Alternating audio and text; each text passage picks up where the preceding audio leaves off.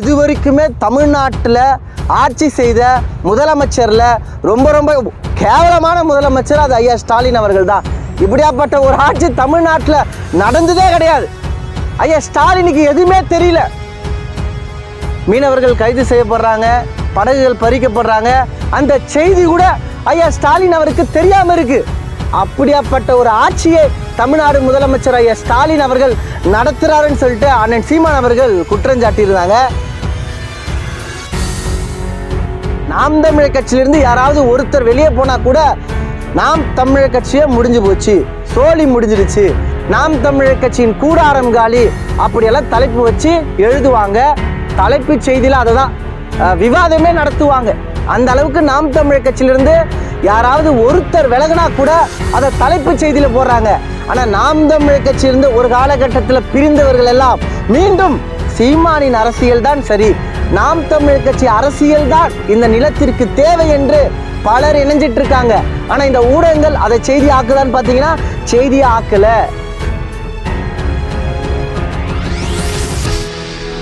தமிழ் உறவுகள் அனைவருக்கும் வணக்கம்.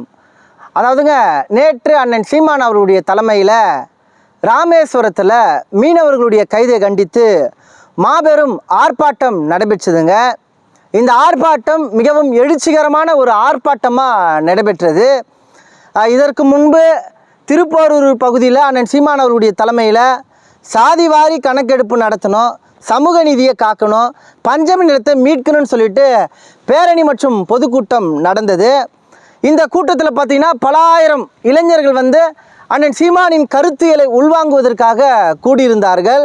முக்கியமாக நீங்கள் யோசிச்சு பாருங்கள், பஞ்சமி நிலத்தை மீட்கணும், பஞ்சமி நிலத்தை மீட்கணும்னா இது ஆதி தமிழருடைய பிரச்சனை. ஆதி தமிழருடைய பிரச்சனையில் மீதி தமிழருக்கு என்ன வேலை? ஆதி தமிழர் மட்டும்தான் போராடுவாங்க, மீதி தமிழர் அதற்கு போராட மாட்டாங்க என்ற ஒரு நிலை தான் இருந்தது தமிழ்நாட்டிலங்க. ஆனால் அந்த நிலையை அண்ணன் சீமான் அவர்கள் மாற்றியிருந்தார். பஞ்சமி நிலம் அது ஆதி தமிழருடைய பிரச்சனையாக இருந்தாலும் மீதி தமிழர்கள் எல்லாம் ஆதி தமிழருக்காக போராடி பெற்று தருவார்கள் என்பதை அண்ணன் சீமான் அவர்கள் அந்த பேரணி மற்றும் பொதுக்கூட்டத்தின் வாயிலாக உணர்த்தியிருந்தார்.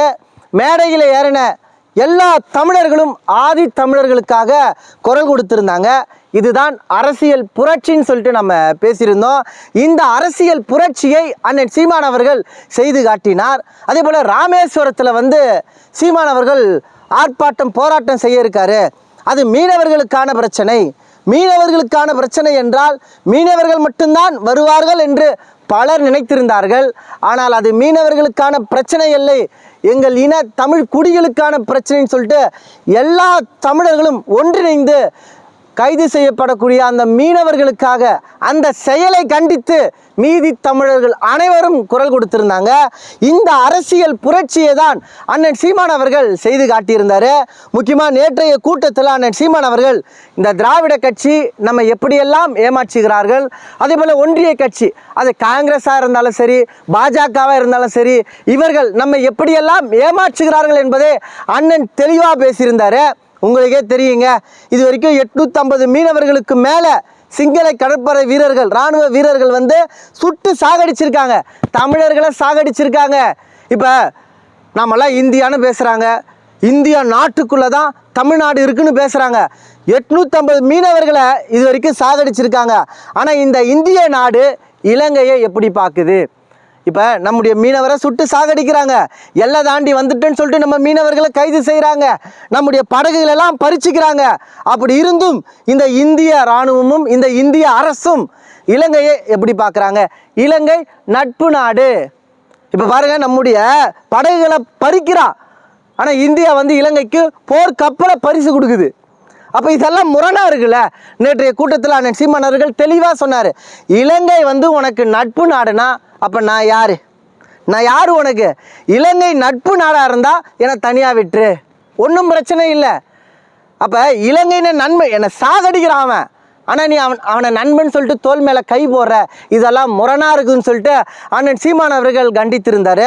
அதே போல் கச்சத்தீவை மீட்டு எடு, இல்லைன்னா தமிழர்களை தனியாக விடு, தனியாக விட்டுருங்க. அப்போ பாருங்கள், நம்முடைய கச்சத்தீவு நம்முடைய பாட்டனுடைய பரம்பரை சொத்து, அந்த சொத்தை எடுத்து கொடுத்துட்டாப்புல. திமுகவும் துணை அதற்கு காரணமாக இருந்தது. அப்போ காங்கிரஸ் கட்சி ஆட்சி அதிகாரத்தில் இருந்தாங்க. இப்போ நம்முடைய பரம்பரை நிலத்தை மீட்கணும்னு சொல்லக்கூடிய நாங்கள் உங்களுக்கு பிரிவினைவாதி, ஆனால் கச்சத்தீவையெல்லாம் கொடுக்க முடியாதுன்னு சொல்லக்கூடியவர்கள் எல்லாம் தேசியவாதிகளா, இந்த தேசத்தின் மீது அக்கறை கொண்டவர்களா என்று அண்ணன் சீமான் அவர்கள் கேள்வி எழுப்பியிருந்தார். அதே போல் மீனவர்கள் கைது செய்யப்படும் போதும் சரி, மீனவர்கள் சுட்டு சாகடிக்கப்படும் போதும் சரி, இப்போ தமிழ்நாட்டு முதலமைச்சர்கள் இருக்காங்க பார்த்தீங்களா, இதற்கு முன்பு எடப்பாடி பழனிசாமி இருந்தார், அதற்கு முன்பு கருணாநிதி, ஜெயலலிதாலாம் இருந்தாங்க. எல்லாருமே பார்த்தீங்கன்னா மீனவர்கள் கைது செய்யப்படும் போது, மீனவர்கள் சுட்டு சாகடிக்கும் போது கடிதம் மட்டுமே எழுதுனா. இப்போ வந்திருக்காருல ஐயா ஸ்டாலின் அவர்கள், அவரும் கடிதம் மட்டுமே எழுதிட்டு இருக்காப்புல, இன்னுமே எழுதுறாப்புல. கடிதத்தை தவிர இவர்கள் எடுத்த நடவடிக்கை எதுவுமே கிடையாது. அதனால தான் அண்ணன் சீமான் அவர்கள் சொல்கிறாரு, இந்த திராவிட கட்சிகள் எல்லாம் தமிழர்கள் நாம் பாதிப்புக்குள்ளாகும் போது, மீனவர்கள் நாம் சாகடிக்கப்படும் போதெல்லாம் ஒப்புக்குத்தான் அழுவார்கள், உளமாற நம்மோடு நிற்க மாட்டார்கள் என்று அண்ணன் சீமான் அவர்கள் பதிவு பண்ணார். அப்படி தான் இந்த திராவிட கட்சிகள் எல்லாம் செயல்பட்டு இருக்கு. குறிப்பாக நேற்றைய கூட்டத்தில் அண்ணன் சீமான் அவர்களுடைய கருத்தியலை உள்வாங்குவதற்காக பல ஆயிரம் இளைஞர்கள் அந்த இடத்துல கூடியிருந்தாங்க. அது மீனவர் பிரச்சனை இல்லை, அது தமிழர்களுக்கான பிரச்சனை என்று ஒட்டுமொத்த தமிழர்களும் ஒருங்கிணைந்திருந்தாங்க. இந்த அரசியல் புரட்சியை தமிழ்நாட்டில் அண்ணன் சீமான் அவர்கள் ஏற்படுத்திட்டு இருக்காருங்க. அதே போல் அந்த மேடையில் அண்ணன் சீமான் அவர்கள் ஒரு விஷயத்தை தெளிவாக சொல்லியிருந்தார். அண்ணன் என்ன சொல்கிறாருன்னா, இது வரைக்குமே தமிழ்நாட்டில் ஆட்சி செய்த முதலமைச்சரில் ரொம்ப ரொம்ப கேவலமான முதலமைச்சர் அது ஐயா ஸ்டாலின் அவர்கள் தான். இப்படியாப்பட்ட ஒரு ஆட்சி தமிழ்நாட்டில் நடந்ததே கிடையாது. ஐயா ஸ்டாலினுக்கு எதுவுமே தெரியல. மீனவர்கள் கைது செய்யப்படுறாங்க, படகுகள் பறிக்கப்படுறாங்க, அந்த செய்தி கூட ஐயா ஸ்டாலின் அவருக்கு தெரியாமல் இருக்குது. அப்படியாப்பட்ட ஒரு ஆட்சியை தமிழ்நாடு முதலமைச்சர் ஐயா ஸ்டாலின் அவர்கள் நடத்துகிறாருன்னு சொல்லிட்டு அண்ணன் சீமான் அவர்கள் குற்றஞ்சாட்டியிருந்தாங்க. அப்படி தான் ஒரு ஆட்சியை தமிழ்நாடு முதலமைச்சர் ஐயா ஸ்டாலின் அவர்கள் கொடுத்துட்ருக்காருங்க. எந்த இடத்துல தமிழர்கள் பாதிப்புக்குள்ளாகும் போது இந்த திராவிட கட்சிகள், இந்த தேசிய கட்சிகள் நின்றிருக்கிறார்கள்? நீங்களே சொல்லுங்கள். அப்போ இவர்கள் யார்? நமக்கானவர்களா? இந்த ஆட்சியாளர்கள், இந்த அதிகாரமும் தமிழர்களுக்கான ஒரு அதிகாரமாக இருக்கா? தமிழர்களுக்கான ஒரு அதிகாரமாக இல்லை என்பது தான் நிதர்சனமான ஒரு உண்மையும் கூட. இவர்களின் உண்மை முகத்தை அண்ணன் சீமான் அவர்கள் நேற்றைய கூட்டத்தில், ஆர்ப்பாட்டத்தில் தோல் உரித்து பேசியிருந்தாருங்க. அதே போல் நேற்று ஒரு சம்பவம் ஒன்று நடந்திருந்ததுங்க. அதாவது நாம் தமிழர் கட்சியிலிருந்து யாராவது ஒருத்தர் வெளியே போனால் கூட நாம் தமிழர் கட்சியே முடிஞ்சு போச்சு, சோழி முடிஞ்சிடுச்சு, நாம் தமிழர் கட்சியின் கூடாரம் காலி அப்படியெல்லாம் தலைப்பு வச்சு எழுதுவாங்க. தலைப்பு செய்தியில் அதை தான் விவாதமே நடத்துவாங்க. அந்த அளவுக்கு நாம் தமிழர் கட்சியிலிருந்து யாராவது ஒருத்தர் விலகினா கூட அதை தலைப்பு செய்தியில் போடுறாங்க. ஆனால் நாம் தமிழர் கட்சியிலிருந்து ஒரு காலகட்டத்தில் பிரிந்தவர்கள் எல்லாம் மீண்டும் சீமானின் அரசியல் தான் சரி, நாம் தமிழர் கட்சி அரசியல் தான் இந்த நிலத்திற்கு தேவை என்று பலர் இணைஞ்சிட்டு இருக்காங்க. ஆனால் இந்த ஊடகங்கள் அதை செய்தி ஆக்குதான்னு பார்த்தீங்கன்னா செய்தியை ஆக்கலை. அவர்கள் இதையெல்லாம் செய்தி ஆக்க விரும்பலை. அப்போ நாம் தமிழர் கட்சியிலேருந்து யாராச்சும் வெளியே போனால் செய்தி ஆக்குறீங்களே, அப்போ நாம் தமிழர் கட்சியில் பலர் ஒவ்வொரு நாளும் இணைஞ்சிட்டு வராங்களே, அதை ஏன் நீங்கள் செய்தியாக்க மாட்டீங்க? நேற்று பாருங்க, நாம் தமிழர் கட்சியோடு தமிழர் கட்சியை அண்ணன் தீரன் திருமுருகன் அவர்கள் இணைத்து கொண்டார். நாம் தமிழர் கட்சியோடு இணைத்து கொண்டார். சீமானின் அரசியல் தான் சரி, அவரின் கரத்தை வலிமைப்படுத்துவது தான் சரி. இந்த திராவிட தேசிய கட்சிகளை இந்த மண்ணில் துணிச்சலோடு எதிர்த்து சண்டை செய்பவர் சீமான் தான் என்பதை உணர்ந்து மீண்டும் அவர் தன்னை நாம் தமிழர் கட்சியில் இணைத்து கொண்டிருக்காருங்க.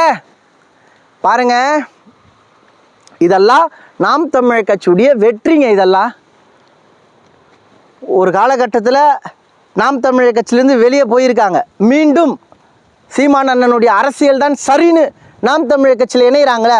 உண்மையாகவே சன் தொலைக்காட்சி உங்ககிட்ட நேர்மை, இந்த அறம், இந்த உண்மை கொஞ்சமாச்சு இருந்தால் இதெல்லாம் கொஞ்சம் விவாத பொருளாக்குங்க, இதெல்லாம் தலைப்பு செய்தியில் போடுங்க. நாம் தமிழர் கட்சியிலேருந்து ஒருத்தர் வெளியே போனால் பூதாகாரமாக செய்தியாக மாற்றுறீங்க. ஒவ்வொரு நாளும் நூற்றுக்கணக்கான இளைஞர்கள் நாம் தமிழர் கட்சியில் இணைகிறாங்களே, ஏன் போட மாட்டீங்க? இவர்களுக்கெல்லாம் என்னென்னா தமிழர்களுடைய ஓர்மை கொஞ்சம் வைத்தறிச்சலை கொடுக்குது, கொஞ்சம் அச்சத்தை கொடுக்குதுங்க. தமிழர்களுடைய ஓர்மைகளை இந்த திராவிட தேசிய கட்சிகள் விரும்புகிறதே கிடையாது. தமிழர்களுக்குள்ள ஒரு பிளவை ஏற்படுத்தலான்னு சொல்லிட்டு திட்டமிட்டு வேலை பார்க்குறாங்க. இப்போ புதுசாக கிளம்பியிருக்காங்க, உருட்டுறாங்க. சீமான் அவர்களோட மேடை ஏறக்கூடியவர்கள் எல்லாம் சாதி வெறியர்கள், அவர்களெல்லாம் சாதி ஆதிக்கம் கொண்டவர்கள். சீமானவர்கள் அவர்களை எல்லாம் மேடை ஏற்றுவதால சீமானும் சாதி வெறியரா ஆகிவிட்டார்னு பேசுகிறாங்க. நீங்கள் யோசிச்சு பாருங்க, சாதி வாரி கணக்கெடுப்பு திராவிட மாடல் அரசு எடுக்காது. ஆனால் அது சாதிய ஒழிப்பு கட்சி. பஞ்சமி நிலத்தை மீட்க இந்த திராவிட மாடல் அரசு துணை நிற்காது. ஆனால் திமுக சாதி ஒழிப்பு கட்சி. சமூக நீதியை எந்த இடத்துலையும் இந்த திமுக நிலைநாட்டாது. ஆனால் திமுக சாதி ஒழிப்பு கட்சி. ஆனால் இதனை எல்லாம் சாத்தியப்படுத்தணும், ஒடுக்கப்பட்ட மக்களின் உரிமைகளுக்காக நிற்கணும்னு சொல்லிட்டு அண்ணன் சீமான் அவர்கள் நிற்கிறார். ஒட்டுமொத்த தமிழ் குடிகளையும் அண்ணன் சீமான் அவர்கள் ஒருங்கிணைக்கிறார். ஆனால் அண்ணன் சீமான் அவர்களை சாதியவாத தலைவரா, சாதிய கட்சியா சித்தரிப்பதற்கான வேலையில் இந்த திராவிடர்கள் இல்லை திருடர்கள் ஈடுபட்டிருக்காங்க. முக்கியமாக அண்ணன் சீமான் அவர்களுடைய தலைமையில் ராமேஸ்வரத்தில் நடந்த ஆர்ப்பாட்டம் எழுச்சிகரமான ஆர்ப்பாட்டமாக உருவெடுத்திருப்பதை, மாறி நிற்பதை நீங்கள் எப்படி பார்க்குறீங்கன்றதை உங்களுடைய கருத்துக்களை தெரியப்படுத்துக. மீண்டும் அடுத்த ஒரு நல்ல பதிவுகளில் உங்களை சந்திக்கிறேன். இதுவரை நமது இன விடுதலை வலை ஒலியை பின்தொடராத உறவுகள் பின்தொடருங்கள், விருப்பம் தெரிவிங்கள். இந்த பதிவை குறித்த உங்களுடைய கருத்துக்கள் வரவேற்கப்படுகிறது. நன்றி, வணக்கம், வாழ்க தமிழ்.